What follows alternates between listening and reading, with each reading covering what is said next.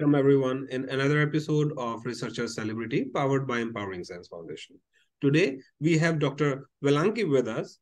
A brief about Dr. Vellanki. Dr. Vellanki has done his bachelor's from Osmania University. For master's, he attended BETS Pilani and worked at Shankar Nethralaya. For PhD, he completed from JNTU Hyderabad and moved to Toronto Journal Research Institute for his postdoctoral position, and presently he is a senior associate scientist at Princess Margaret Cancer Center, Toronto, Ontario. With this small introduction, I would like to welcome Dr. Vellanki at the platform. Thank you, Dr. Vellanki, for taking the time out. Thank you, Dr. Pushpa. Nice meeting you. So the trademark question of how we start our researcher celebrity conversation is how and when you decided that you wanted to be a researcher. Starting from my bachelor's program, I had a very forward-looking mentor, Dr. Vandana Kandukuri.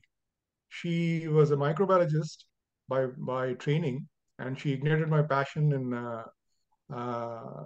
biology research and development. And I really picked up the nonsense from her, and then I laid my foundation from my bachelor's program, and then I picked up from there. Yeah. So at the bachelor's program, you were already determined that you want to do a PhD? I wanted to be in a biomedical profession. I wanted to be a biomedical researcher. Of course, I applied for, I did attempt the medical entrance exam. At the same time, I was pursuing my bachelor's in microbiology, genetics, and chemistry program. So I did get a seat in another stream of biology, which I was not that keen in going. So I decided to stick on to microbiology, genetics, and chemistry stream. So I stuck on with it, and then I continued my career on that. Okay. So when you made up your mind already that, okay, now you are making your step into the PhD, what were the deciding factors at that time? And then we will talk about that, how the journey went. I realized post my master's program that yes, the logical step with my intellectual capability is either go into a PhD or enter into industry as a senior associate or something like that. But after careful consideration, I realized that yes, I do have the chops to contribute to science and technology and humanity by doing some worthwhile in biotechnology field. So I thought I registered for my PhD, and then the story goes on from there.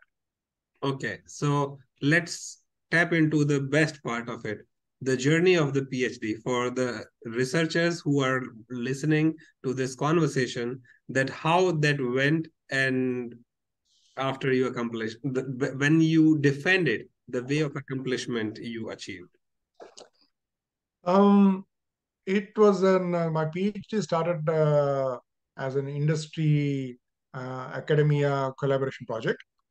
My thesis project was on bioprocess development for production of hepatitis B vaccine and thrombolytics like streptokinase, tissue plasminogen activator, using yeast expression systems like Saccharomyces cerevisiae and Pichia pastoris. That was my major topic. My minor topic I also chose was on forensic genetics. So since I had a training in a master's program in genetics, so I did not want to leave any stone unturned. So I had a collaboration with the Forensic Science Laboratory in Hyderabad, and I did my minor research work on forensic genetics, and a major work was on biotechnology, industrial biotechnology. And I was successfully able to complete my PhD thesis project in 4.5 years. And then during that process, we were able to generate, at the end of my PhD, including both my major and minor research and development work, I was able to generate close to 7 publications. And I did actively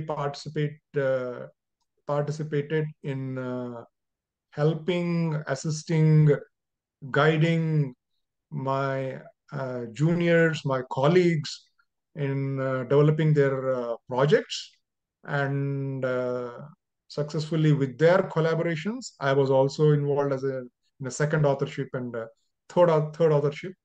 And so at the end of the day, at the end of my PhD program with JNTU, and in collaboration with other colleagues, and successfully I was able to generate close to 13 to 14 publications.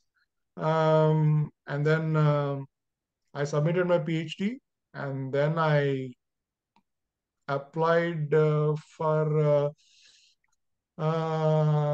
Canada permanent residency. In fact, the moment I registered for my PhD in India, I thought I would like to get some experience from this part of the world, from the Western world. I understand at that point of time, the visa regimen in US was a very, very tough one, and it's difficult to navigate. I understood that. So I looked into other options. So I thought, since Canada being closest to US, the science and technology is more or less in sync with the US universities. Toronto being close to the top universities like Harvard, Boston, Boston University, and Yale, so on and so forth. So that the exchange of information, ideas, the thinking, the psyche is more or less the same. So I decided to move to Canada, and then after 6 months after I started my PhD, I applied for a permanent residency in Canada. Mm-hmm. And then I submitted my thesis, and I was waiting for my oral defense. After submitting my thesis, within 3 months, I received my landing papers. And I came to Canada. I did not complete my oral defense set. I submitted to my reviewers, and the reviewers were still going through my thesis. And I was told that it will take another 6 months' time or something for them to complete my thesis review. And so I did not want to wait for that. And so I came to Canada.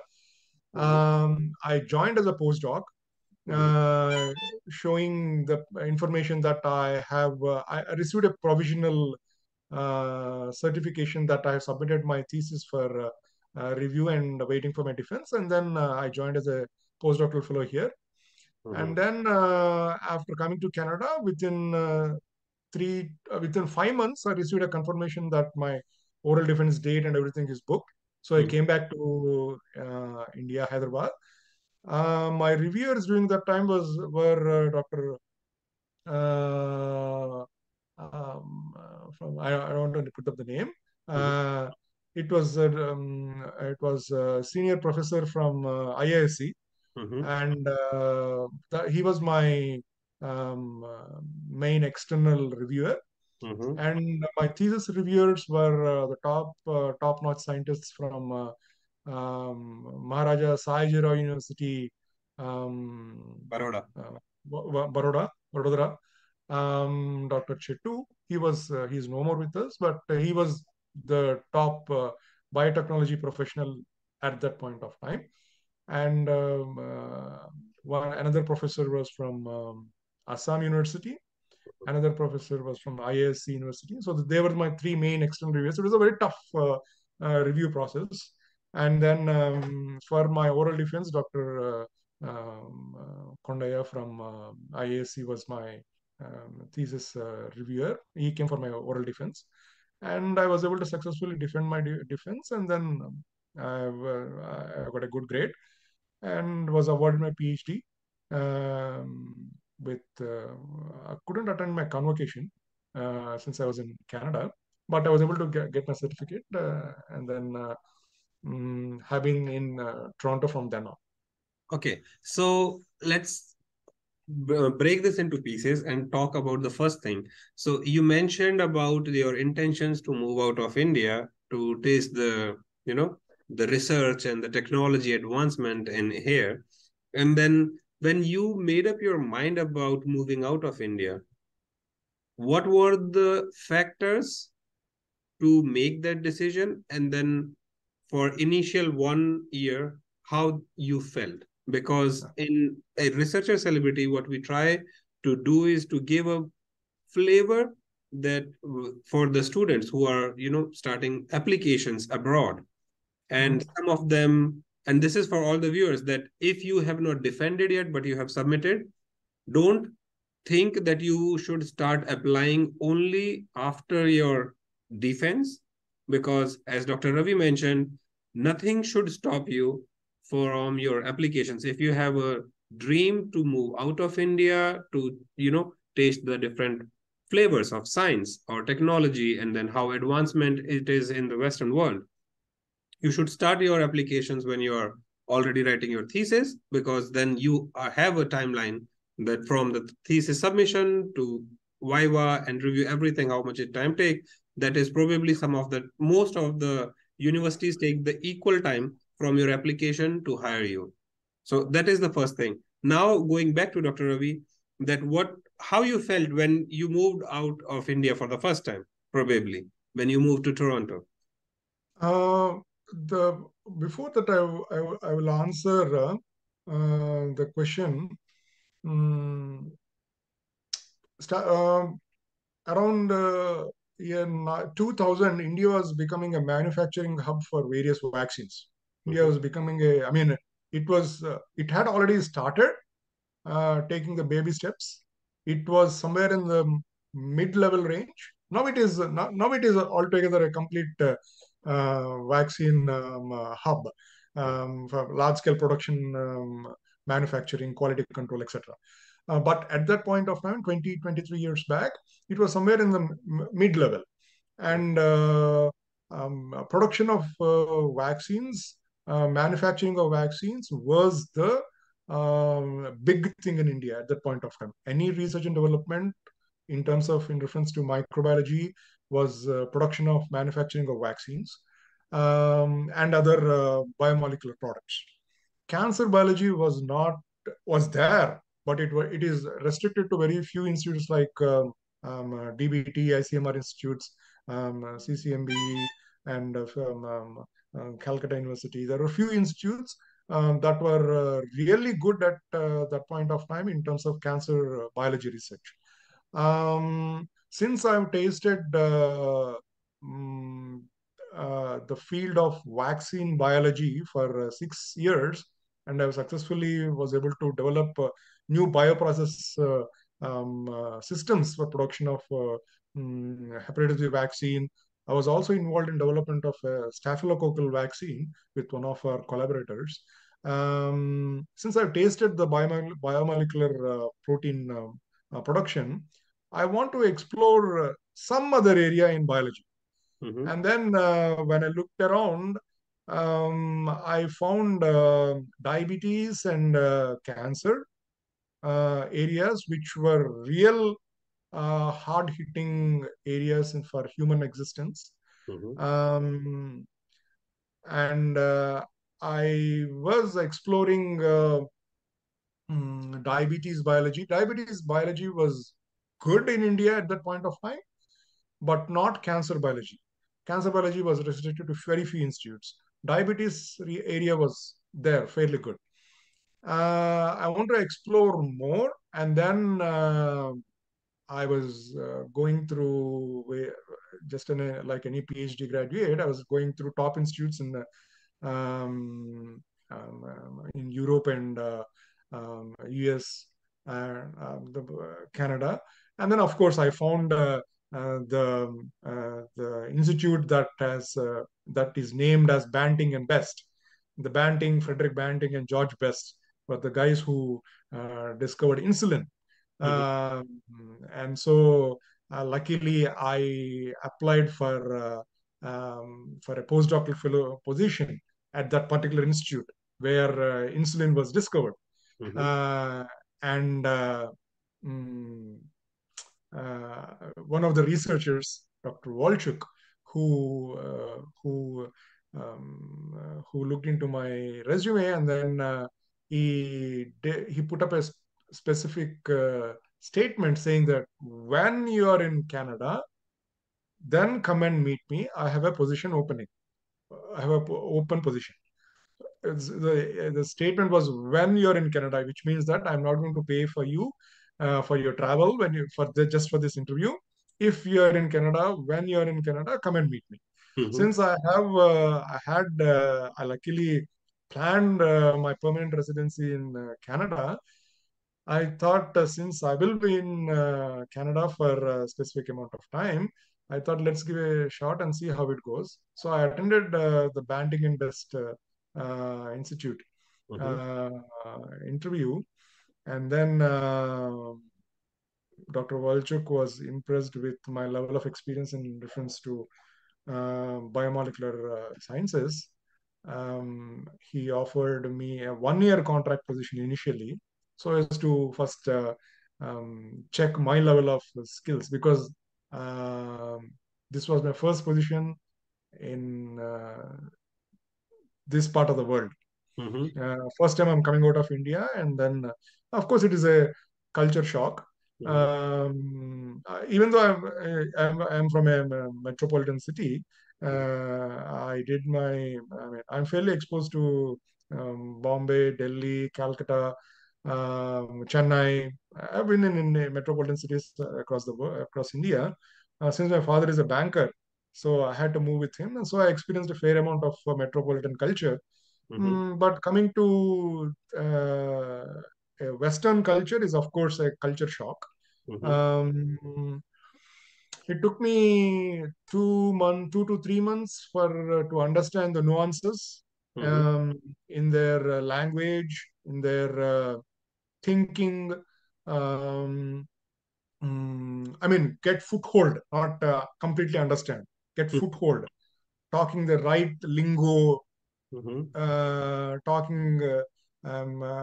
For example, I can say that when somebody asked me, "Can you give me your email?"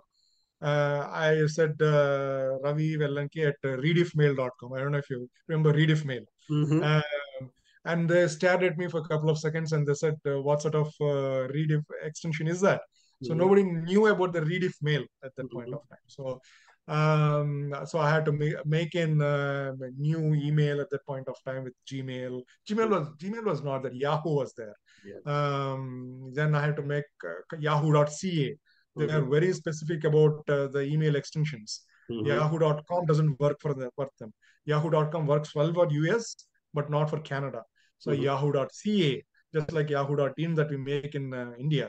Mm-hmm. So those are the nuances that you need to grasp when you're in this part of the world.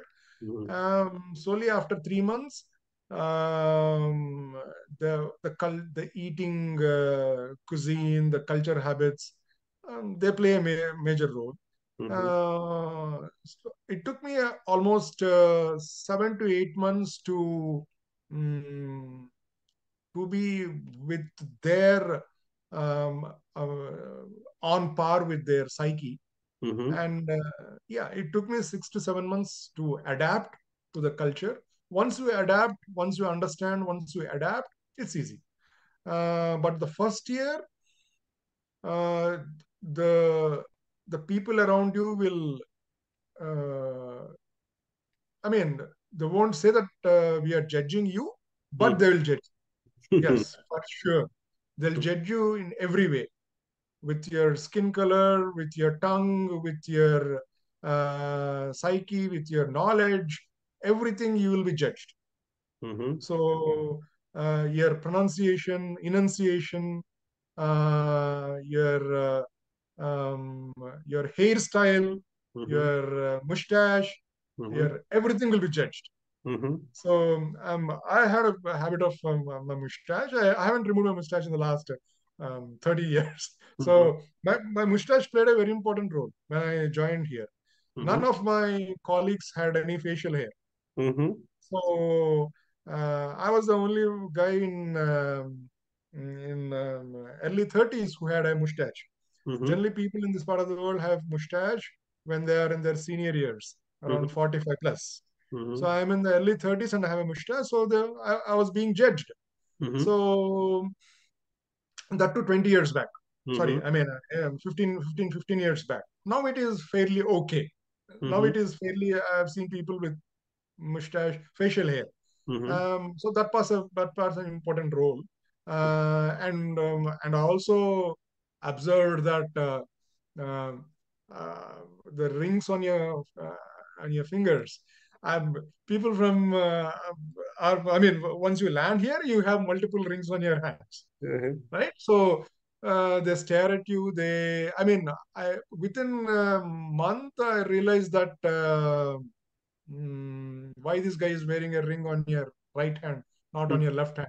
So the married people put a ring on your left hand. Here in this part of the men. So those are the cultural nuances that you need to adapt. And um, tilak on your head. I mean, I realized that okay, fine. I mean, if you want to adapt, then yes, tilak on your head has to be either negligible or try to remove it when you are in the work position. So these are the nuances that you need to understand to integrate into their culture. Yeah. So this brings us to a question that, especially that first year, how the researcher feels with all those, strange eyes, criticism, because you are there to do research, because you enjoy research and you want to taste something different from what you have seen in India or enjoyed in there. So the Yes. expectations of the researcher, and with all these things up there, how a researcher feels. My principal investigator gave me a 1 month trial period, to 1 year trial period, sorry, 1 year trial period. Uh, since I understand he was also not confident in my adaptability. Um, After I joined, he was okay with my technical expertise. He was sure, he was comfortable that I can easily. I mean, I started with bacteria in my bachelor's, and then I moved to human genetics, my master's, and then I did my PhD on yeast systems, and then directly jumping from yeast systems to mammalian systems. I had a gradual from bacteria to yeast to mammalian cell culture. I had a nice experience where I can adapt to any expression system to do my research. So he was confident that I'll be able to adapt easily to from lower eukaryotic systems to a higher eukaryotic system. So I was able to mammalian systems for I was technical skills. He did not have any he did not have any question on that, but he had question on my adaptability to this part of the culture. He gave me a 1 year, 1 month, 1 year trial period, and I was continuously every 2 months he used to how shall I say it? He used to uh, give me a very harsh feedback on where I'm going wrong. He Every 2 months he used to give me a feedback, and after 6 months he said at a point of time that Ravi, this might not work. That was the first impression that he got after working with him for 6 months. I did not comment on.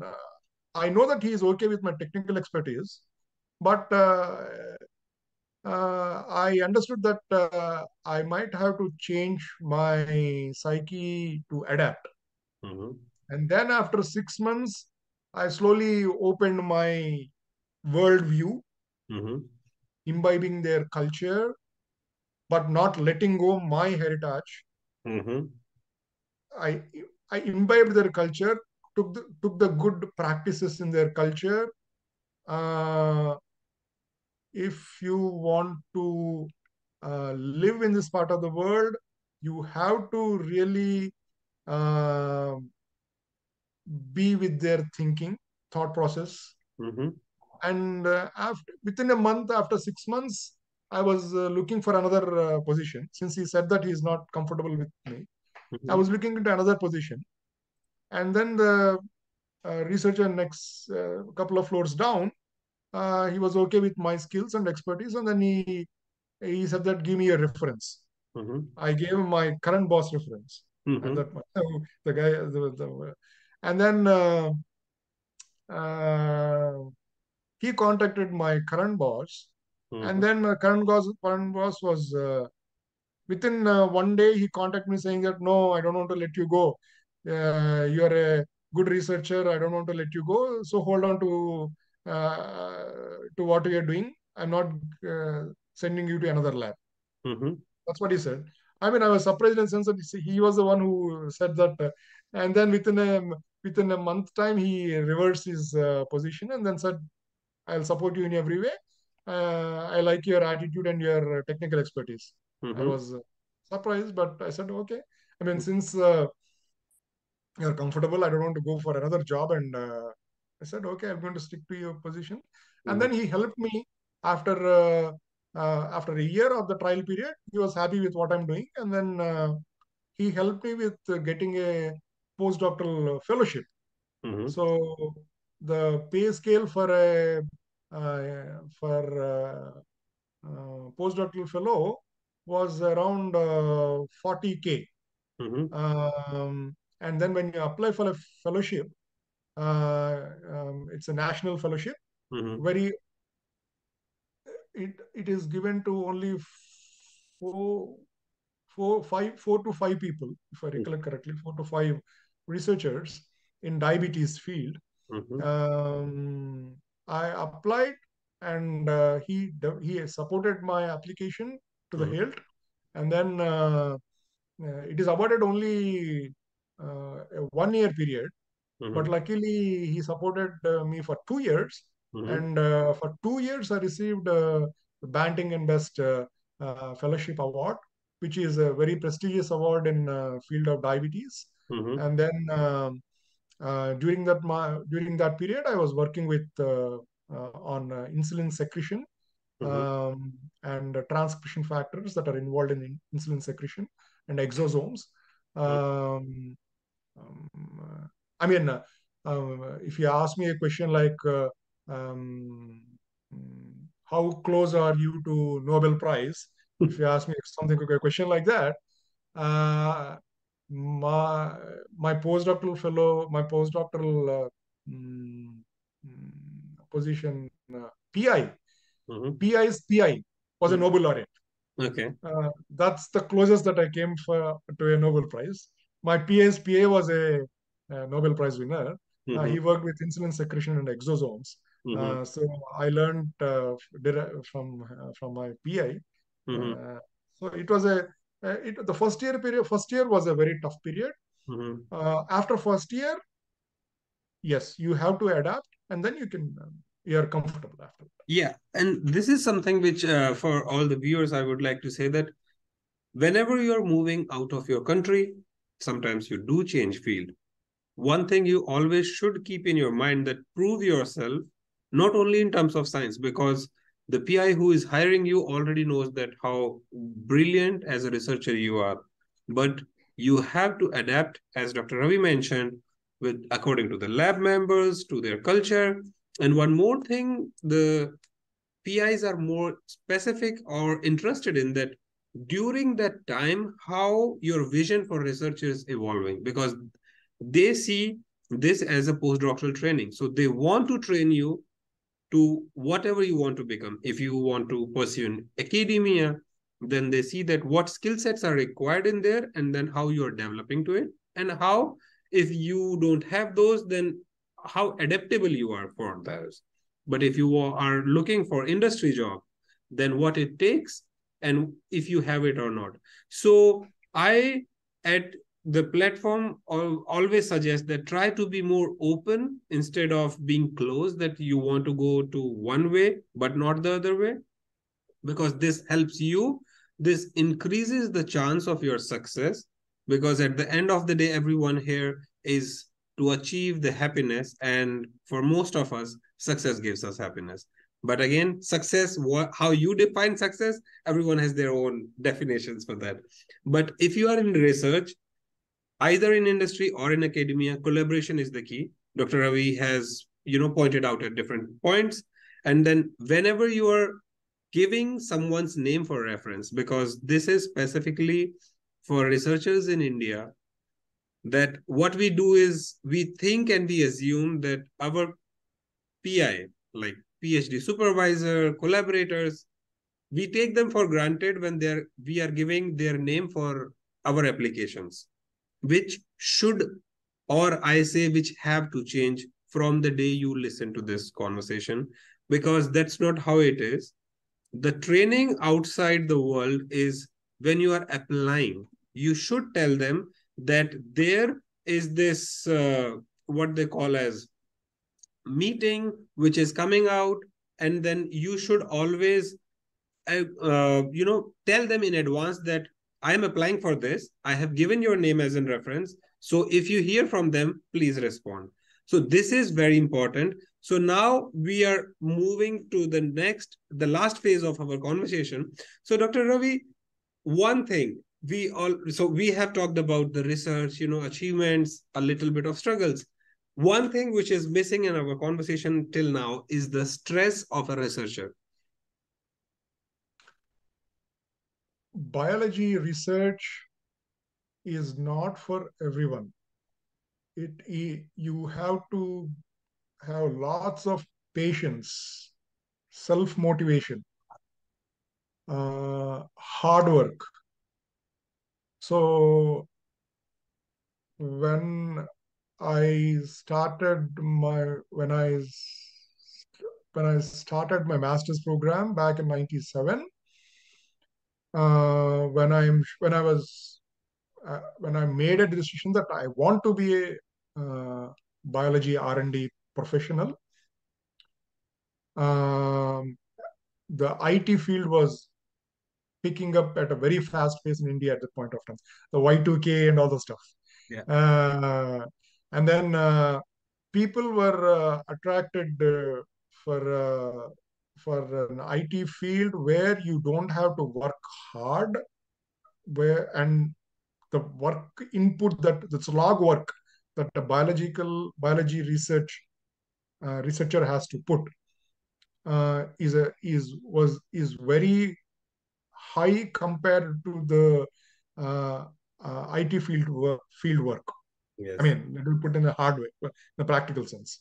I'm not trying to criticize or anything like that, but it is a hard truth.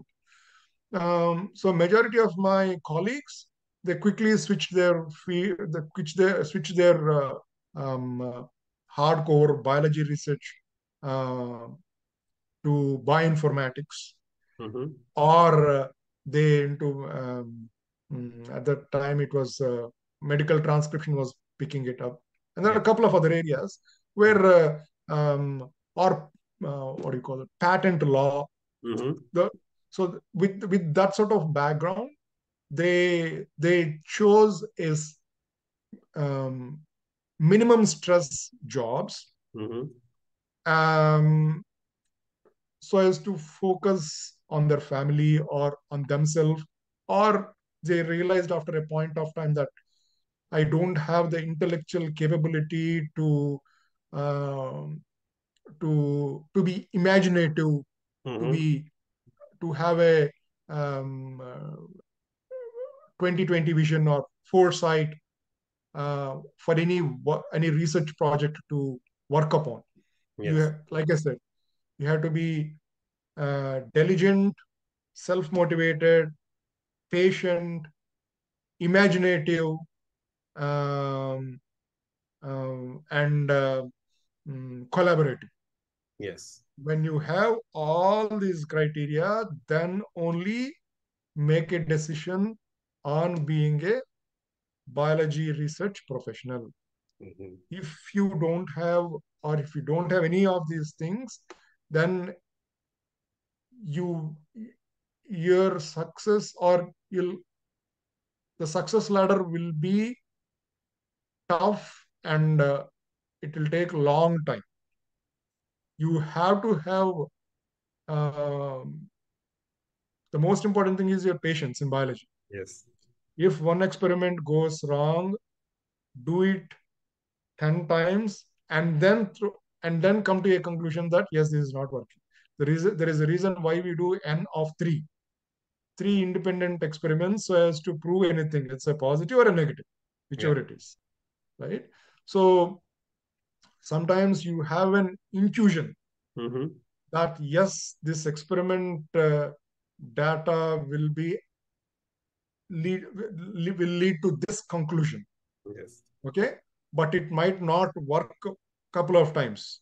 You Mm-hmm. need to repeat it 3 4 times, check all the variables, etc., and then it will work. Now coming to the stress part, yes, i I had in during my PhD and post PhD postdoctoral training, and specifically in my current job as a senior associate scientist, I handle multiple responsibilities at this point of time. I take care of the technical wing in my lab. I don't take care of the administration. There is a separate administrator who takes care of that. I take care of the technical wing of the lab. I am in charge of the instrumentation facility. I take care of my biology research projects. I also collaborate with academia, industry in various fields, in various areas of biology. I have I have patents and publications in transplantation, human lung and organ transplantation. I Mm-hmm. have patents and publications in small molecules. I have patents and publications in chemical biology. Mm-hmm. I have publications, patents in development of novel tissue analysis platforms, Mm-hmm. so on and so forth. Like I said, so as you climb up the ladder, the general assumption is that once you become a big shot, you will Mm-hmm. be stress free. No, once you become a big shot, the stress will be thousandfold more than what you expect. Yeah. You have to be multi-dimensional, multi um, mm, multiple areas of biology, mm, so as to justify for your position, even though you are paid less. Believe me, in academia, you even though you are paid less, I mean, like I said, if you want to go to industry, fine, but industrial norms, they stick to one area, and you're going to slog in that area. Yeah. If you want to explore multiple areas in biology to satisfy your intellectual curiosity, even though you are getting paid less, Mm-hmm. then go for academia or research institutes. Nice. Nice. Absolutely. There, there you will experience stress. I mean, frankly, if you ask me, my hair has thinned out in the last 10 years with the stress levels that I'm taking. But Yeah. like I said, it depends upon your what you want. You want an intellectual curiosity and satisfaction, and have a heart content that yes, Mm-hmm. my contributions to research and development in terms of in biological research and development has a positive impact on human existence. Yeah. Yes, that is the very heartfelt happiness that you will feel at the end of it, even though you're paid less. Yeah. And this is once so at the and we would like to say that Dr. for all the viewers that if I summarize Dr. Ravi's suggestions and word of wisdom for all of us is like for a researcher, it is very important to be imaginative, diligent, self-motivated. Patience, obviously, is the thing. Collaboration is integral, but summarizing stress as a snowball effect. So you start as a PhD student, you go to the top of the ladder, it increases, it never goes less. So if you enjoy your research, keep doing it, enjoy it, because at the end of the day, you are happy about your accomplishments. And with this, we will say thank you very much to Dr. Ravi for sharing the journey and experience and motivating others also. Thank you very much, Dr. Ravi. Thank you, Dr. Kushwa. It's nice interacting with the ESF, and I hope that you will go ahead with your mission to activate the youngsters and give them a real life scenario about doing biological research and development. Thank Yeah. you. Thank you for your wishes. And for all the viewers, stay tuned for more episodes of Researcher Celebrity. Bye.